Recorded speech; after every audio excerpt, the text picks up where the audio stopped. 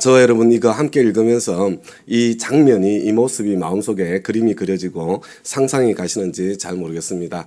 지금 이제 성막을 드디어 만들기 시작하는데 먼저 성막 득회로서 천막을 만들고 있는 모습을 보게 되죠. 여러분 이 천막의 모습을 한번 마음속으로 상상을 해보시기 바랍니다.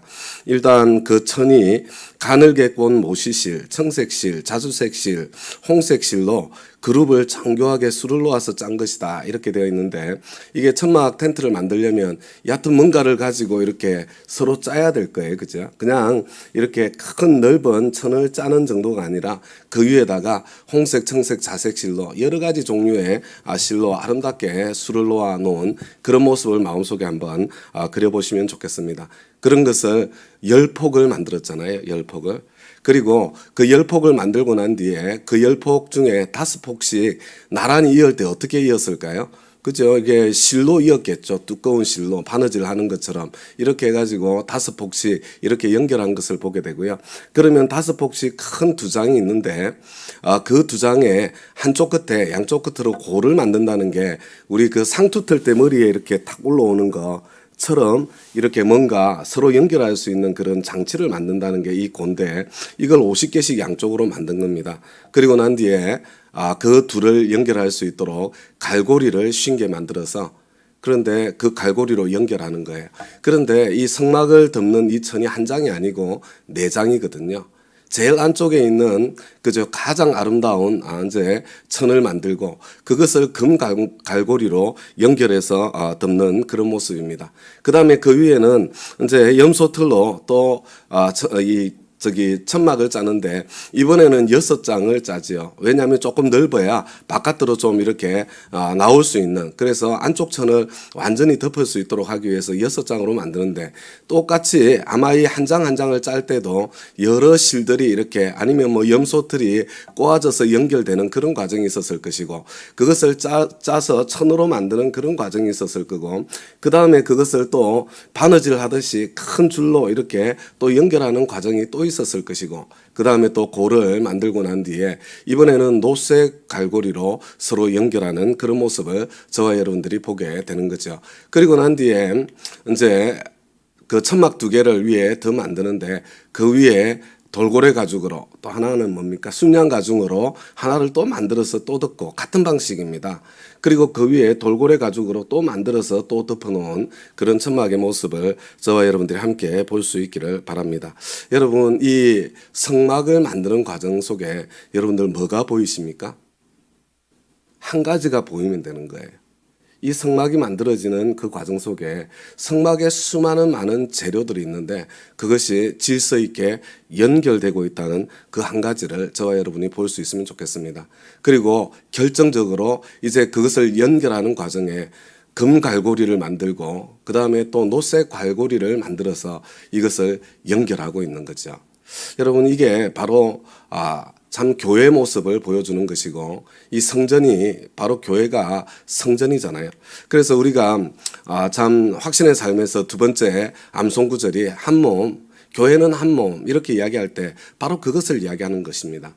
한 몸에 많은 지체가 있는데, 성막을 이루는 많은 재료들이 있는데, 성전을 이루는 많은 건축 자재들이 있는데, 그 지체들이 다 같은 일을 하는 것이 아닙니다. 각각 다른 역할 가지고 있는 거죠. 이와 같이 우리도 여럿인데 그리스도 안에서 한 몸을 이루고 있으면 무슨 이야기예요? 연결되어서 한 몸을 이루고 있다는 것입니다. 그래서 각 사람은 서로 지체라는 것이 서로 연결되어 있는 존재라는 그런 뜻을 담고 있는 거죠. 이것을 또 다른 데서 우리 에베소서 말씀을 보면 똑같은 이야기를 또 해요. 그리스도 안에서 건물 전체가 서로 연결되는 겁니다. 주님 안에서 자라가서 성전이 되는 것입니다. 우리가 연결되지 않으면 성전이 될 수가 없는 겁니다. 그리스도 안에서 여러분도 함께 세워져서 이 함께가 연결을 이야기하는 겁니다. 저와 여러분 한 사람 한 사람이 연결된 만큼 하나님이 거하실 처소, 성전이 지어져 가는 거죠. 어떤 공동체는 조그마한 성전으로, 어떤 공동체는 참 온 식구들이 다 하나로 연결되어서 크고 아름다운 성전으로, 성전에 제각각 이렇게 성전으로 지어져가는 공동체의 모습을 저와 여러분이 함께 마음속에 상상해 보았으면 좋겠습니다. 여러분 똑같은 거예요. 에베소서 2장에 이 연결되어서 성전이 되어가는 말씀을 하면서 4장에 또 비슷한 이야기를 하죠. 우리 에베소서 4장 15절 16절을 함께 한번 읽어보겠습니다. 시작. 우리는 사랑으로 진리를 말하고 살면서 모든 면에서 자라나서 머리가 되시는 그리스도에게까지 다다라야 합니다. 온 몸은 머리이신 그리스도께 속해 있으며 몸에 갖추어져 있는 각 마디를 통하여 연결되고 결합됩니다. 각 지체가 그 맡은 분량대로 활동함을 따라 몸이 자라나며 사랑 안에서 몸이 건설됩니다. 여러분 이게 성전이 건설되는 모습을 오이코 도메가 되어지는 모습을 이야기를 하는데 이렇게 하기 위해서 연결되고 결합되어져야 된다는 겁니다. 그리고 연결되어지고 결합되어지는데 궁극적으로 가장 중요한 역할을 하는 마디에 대해서 이야기를 하는 거죠. 이런 관절에 대해서 이야기를 하는 겁니다. 이런 고리에 대해서 이야기를 하는 거예요. 저 여러분 공동체 안에서 정말로 누가 하나님께서 정말 그리스도의 장성한 분량에까지 이르도록 공동체를 세워나가는 존재인가? 바로 이 갈고리와 같은 존재입니다. 여러분 그 두꺼운 그 큰 천막이 여러분 이게 위에 덮는 게 굉장히 두껍거든요. 여러분 이거 서로 이렇게 흩어지지 않도록 얼마나 튼튼해야 단단해야 그것을 연결해서 붙여놓을 수 있겠습니까? 계속해서 걷었다 쳤다 옮겨가는 그런 참 성막인데 근데 그것을 탄탄하게 연결해주는 바로 이 갈고리요. 여러분 우리 뼈들 보세요. 우리 몸이 얼마나 자유로워요. 그죠? 로봇가 움직이는 것과 사람이 지금은 이제 기술이 많이 좋아졌죠. 좀 다르게 느껴지죠. 그죠? 이 딱딱한 뼈마디들이 뼈끼리 부딪히면 얼마나 고통스럽고 얼마나 아프겠습니까? 그런데 이 뼈와 뼈 사이에 관절이 있어서 그 관절은 그죠? 둥글둥글하게 생겼잖아요. 여러분 그 관절 연결하는 그 사이에는 물렁물렁한 물렁뼈가 들어있잖아요. 여러분 둥글둥글하고 물렁물렁한 거예요. 여러분 이게 마디입니다. 참 이 존재가 가운데 끼어 있기 때문에 정말 같이 부딪히면 뼈끼리 부딪히면 고통스럽고 딱딱거리는 소리가 나고 삐걱거리고 이런 일들이 일어날 수 있는데 이 마디가 제대로 역할을 하면 절대로 함께 할 수 없을 것 같은 사람도 한 팀이 되고 한 가족이 되고 함께 연결되어서 하나님의 크고 위대한 역사를 펼쳐가고 이루어갈 수 있게 되는 거죠. 우리 마음속에 이렇게 성전의 그림을 그려가면서 여러분 연결하는 장치들이 많이 있다는 것을 보게 될 겁니다. 그죠? 조각조각 들고 다니기 쉽게 되어 있는데 그것을 연결하는 장치들이 있는 거예요. 하나님께서는 그리스도 안에서 우리가 성장하고 자라간다. 개인적으로 성장하고 자라간다는 것은 뭘 이야기하냐면요. 바로 내가 갈고리처럼 연결하는 존재, 이 관절처럼 부드럽게 연결되어서 움직일 수 있도록 만들어주는 바로 그 존재가 된다는 것입니다. 그리고 그런 존재가 얼마나 많으냐에 따라서 우리 공동체가 그리스도의 장성한 분량까지 어떻게 성장해 갈 수 있겠는가 그것을 가늠해 주는 것이고 그것을 보여주는 것이 되는 것입니다. 저는 오늘 새벽에 저와 여러분 모두가 나는 하나님 앞에서 바로 이 고리의 역할, 이 관절의 역할 하나님 제가 잘하는 사람이 되었으면 좋겠습니다.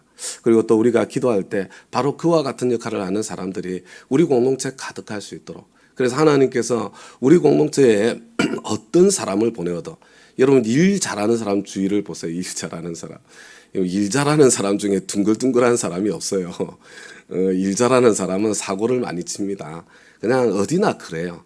여러분 선교사님들 중에 성품이 탁월한 선교사님들 한번 만나보셨어요? 그 쉽게 만나기 힘듭니다. 왜냐하면 여러분 보통 강직하지 않으면 선교사 못 삽니다. 보통 강직하지 않으면 여러분 그래서 그런 분들이 그 선교지의 그 척박한 상황 속에서 교회를 개척하면서 뚫고 지나갈 수 있는 거지. 그죠? 그러니까 하나님께서 제일 일 잘하고 실력 있는 사람 내보내시는 거예요. 거기서 참 이런 척박한 환경 속에서 그 뚫고 지나갈 수 있도록요. 그런데 우리 공동체 안에서도 마찬가지예요. 공동체가 한 걸음 한 걸음 전진하는 그런 일들이 있다면 아마 그런 분들이 우리 가운데서 일하고 있기 때문에 그럴 거예요. 그죠? 그런데 그분들만 가지고서는 공동체가 세워지지 않는 거예요. 관절의 역할, 고리의 역할, 좀 둥글둥글하고 좀 물렁물렁하고 하나님께서 어떤 사람을 보내셔 일을 펼쳐 가신다고 하더라도 그래서 또 그런 사람들끼리 만나면 소리가 요란해요. 뭐 이게 충돌이 일어나는 게 그냥 일어나는 게 아니에요. 실력이 비슷비슷해서 일어나거든. 이 사람이나 저 사람이나. 그런데 그 사이에 서서 그냥 편이 돼 가지고 막 이쪽 편 저쪽 편 붙어 가지고 그냥 싸움 일으키는 사람 말고요. 하나님께서 쓰시는 분들이구나. 내가 사이에 있으면 이렇게 참 이게 함께 움직일 수 있는 그런 공동체가 될 수 있구나. 여러분 바로 그 자리를 찾을 줄 알고 그 자리에 설 줄 아는 그런 저와 여러분이 다 되었으면 좋겠습니다. 그리고 여기 보면 참 재밌는 게 한 가지가 있죠. 여러분이 금고리는 제일 안쪽에 있어요. 바깥에 노쇠고리가 있습니다. 제일 안쪽 보여요, 안 보여요? 볼 수가 없어요, 거기는. 누가 봅니까?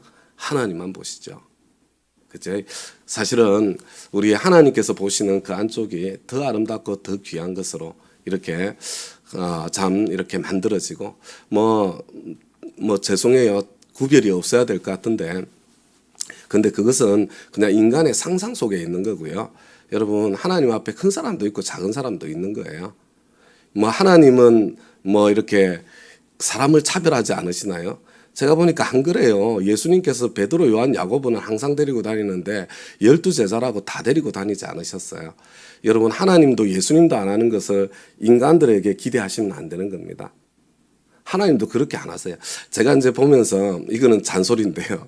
참 이상한 것 중에 하나가 뭐냐면 하나님도 못하는 걸 자기가 하려고 끙끙거리고 다른 사람한테 하라고 요구하는 참 안타까운 사람들이 있어요.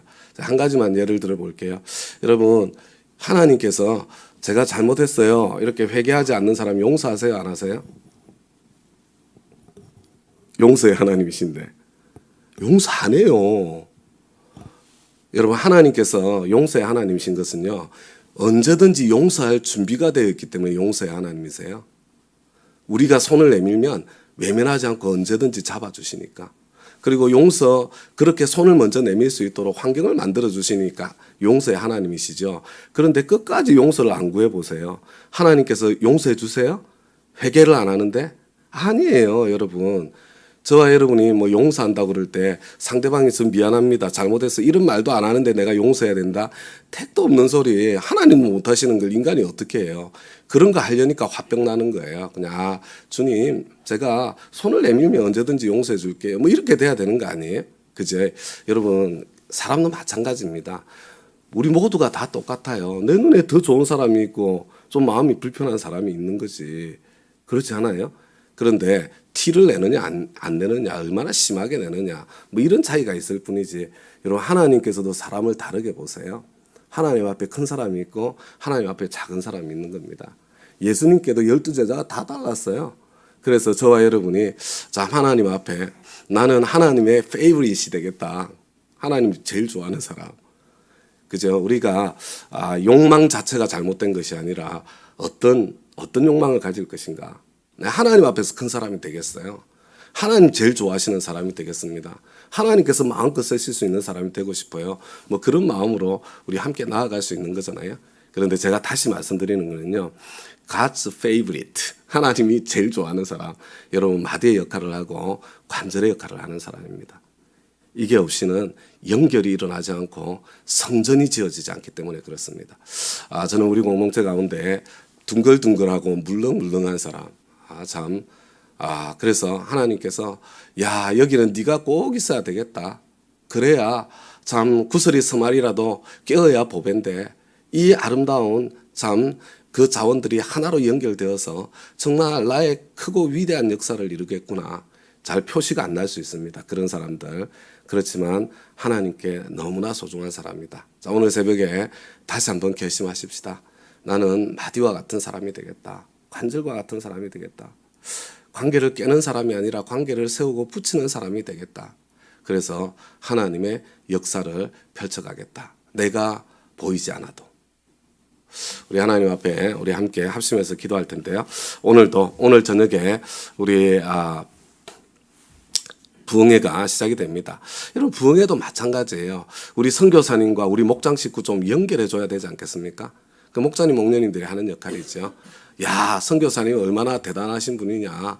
우리 같이 집회에 한번 참석해보자. 그러면 연결이 되거든요. 그 안에서 또 하나님의 역사가 펼쳐지고 일어나지 않겠어요? 우리 목장 식구 가운데에도 좀 그런 역할을 하는 사람이 있으면 얼마나 좋겠어요, 그죠? 내가 한번 이렇게 연락하면 목장 식구들끼리 그래, 우리 오늘 부흥회 있는데 우리 목장 다 같이 모여서 좀 해보자. 막 서로 이렇게 격려하고 그래서 하나님의 은총의 장소, 은혜의 자리, 은혜의 사람 있으면은 계속해서 연결해가면서 은혜가 더 풍성하게 흐르도록 하는 그런 마디의 역할을 하는 오늘 그런 하루가 되면 참 좋을 것 같지 않습니까? 그냥 뭐 내 괜히 이야기했다가 또 뭐 거절당하면 나만 손해지 뭘 지가 알아서 하겠지. 여러분 마디가 없는 거예요, 마디가.